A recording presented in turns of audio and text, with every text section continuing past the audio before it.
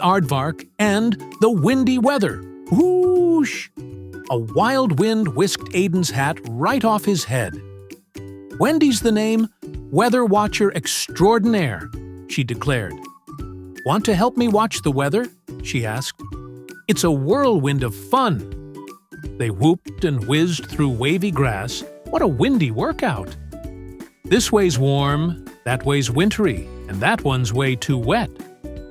Windy weather meant wobbly games. Nobody could walk in a straight line. "Wind paints the sky," Wendy said.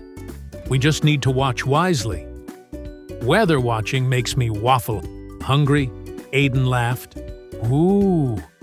The wind listened, and the world wobbled to a whisper. Wrapped in a windy whisper, Aden wandered on, his heart full of weather and wonder. See you next time for the letter X.